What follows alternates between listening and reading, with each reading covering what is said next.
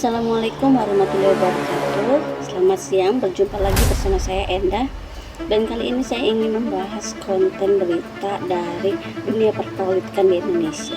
Di antaranya yang lagi rame nih masalah Pilkada 2024, di mana Bapak Anies Baswedan kemarin sudah menyatakan secara resmi bahwa dia tidak akan maju untuk Jakarta, dan dia juga menolak untuk dicalonkan di Jawa Barat. Ada juga nih dari Sidul anak sekolah, si Bang Rano, yang sudah resmi mencalonkan diri sebagai Wakil Gubernur DKI Jakarta 2024 juga. Ayo pilih dia kalau ada yang mau milih. Terus ada juga Ibu Megawati yang lagi nikah. Sekedar info aja nih, kalau ini disclaimer ya, yang sumbernya itu saya cari di media sosial. Jadi saya mohon maaf jika banyak kekurangan dan masih banyak kesalahan. Kritik dan saran bolehlah kalian sampaikan di kolom komentar, dan jangan lupa dukung saya dan subscribe YouTube saya ini. Tanpa menunggu berlama-lama lagi, ayo kita nonton beritanya biar kalian ngerti.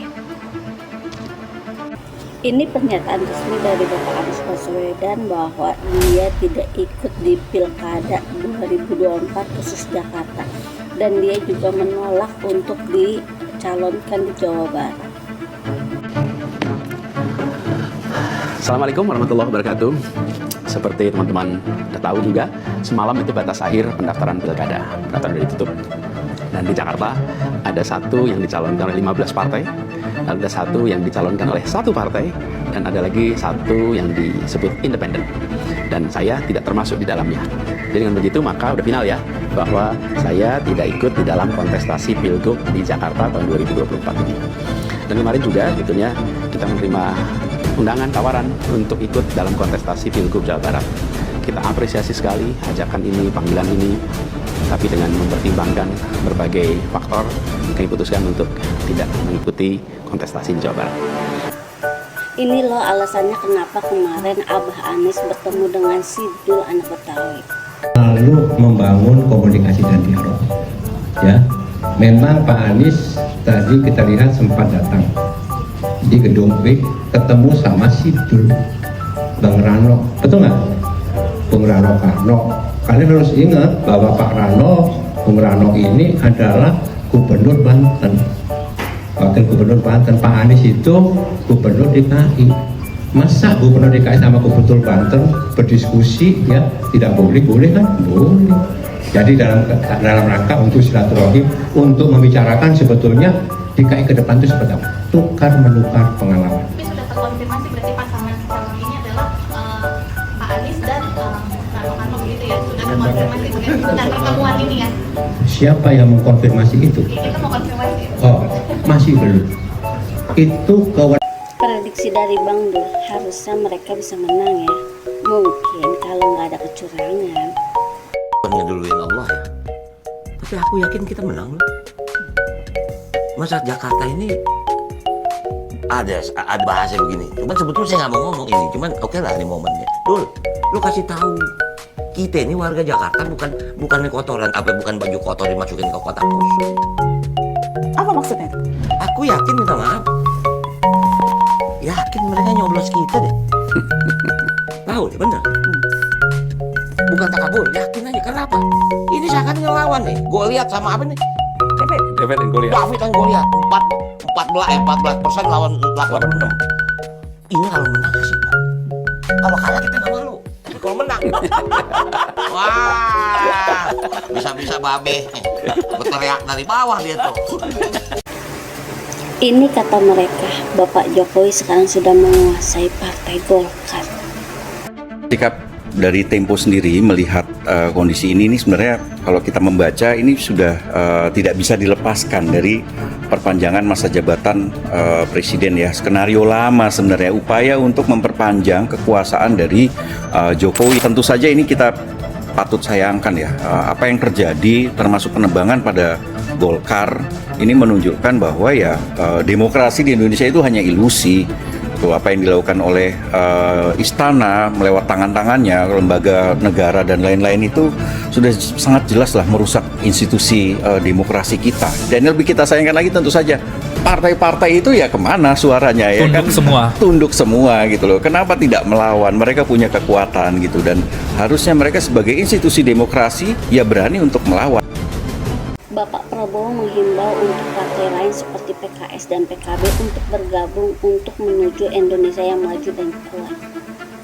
Jangan kita mau ikut-ikut budaya lain, budaya barat atau budaya mana itu mungkin suka oposisi gontok-gontokan, oposisi nggak mau kerjasama, itu mungkin budaya mereka. Budaya kita sudahlah. Sekarang ayo kita bersatu, kita bergabung, kita bekerja sama. PKS, ayo terima kasih bergabung, ya kan? PKB, terima kasih bergabung. Jangan pergi lagi tapi bergabung. Terima kasih. Sekarang aku nunggu, ya kan? Mana yang mau gabung lagi? Ini jawaban Pak Jokowi waktu lagi ditanya tentang DPR yang langsung bergerak cepat merancang undang-undang Pilkada 2024.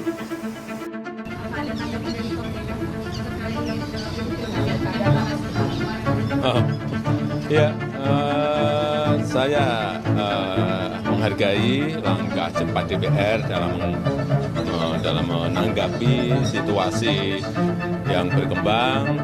Respon yang cepat adalah hal yang baik, sangat baik, dan harapan itu juga bisa diterapkan untuk hal-hal yang lain juga yang mendesak, misalnya seperti rancangan undang-undang perampasan aset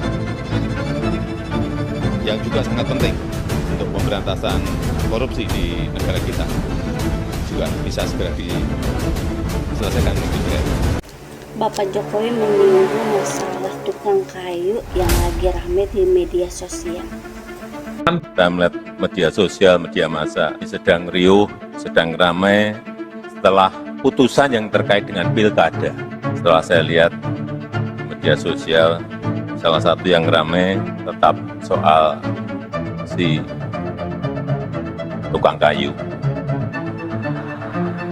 Kalau sering buka di media sosial pasti tahu tukang kayu ini siapa. Dari kata-kata Bapak Jokowi ini, akankah Bapak Jokowi pindah ke bawah pohon beringin? Kita cek videonya. Saya kalau melihat pohon beringin, bawaannya adem gitu.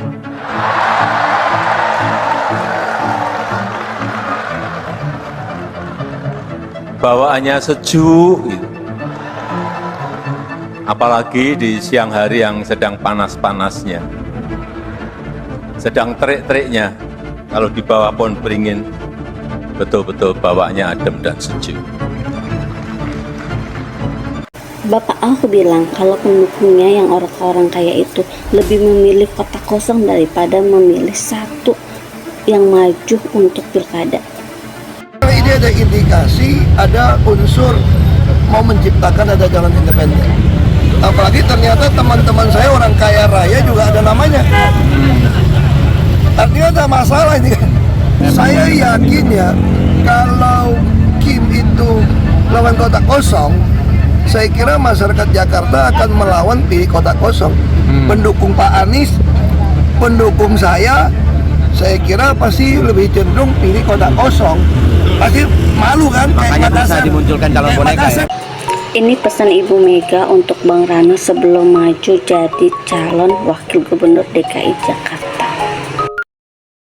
Ada percakapan yang Ibu sampaikan kepada saya membuat saya termenung. Beliau mengatakan, sebentar lagi DKI akan ditinggalkan. Kaget saya. Apa maksudnya, Bu? DKI tidak akan jadi ibu kota. Dia akan kembali menjadi daerah khusus Jakarta. Setelah itu apa yang harus dilakukan? Saya perintahkan kamu dampingi Pak Gubernur Pramono Anung. Ibu Ketua Umum telah melatih kita untuk bersaing dalam kategori yang sehat. Kini Bang Dul resmi menjadi calon wakil gubernur DKI Jakarta untuk periode 2024 sampai 2029 yang diusung langsung oleh Partai PDIP. Tadi malam sudah diputuskan Calon gubernur ada Rapal Monanung dan wakil gubernur ada Rano Karno. Hari ini Ahok pun mengantar kita. Semua Eriko mengantar kita. Semua Mas Edi Pras mengantar kita. Artinya apa? Kita sepakat untuk membangun Jakarta bersama-sama. Jadi sekali lagi, secara realita memang kami didukung oleh satu partai yaitu PD Perjuangan. Tapi saya yakin masyarakat Jakarta akan memberikan kita kesempatan untuk membenahi dan membangun kota yang kita cintai ini. Yang pasti Babe Sabeni bilang, sekali-kali gue melihat lo jadi wakil gubernur DKI dulu.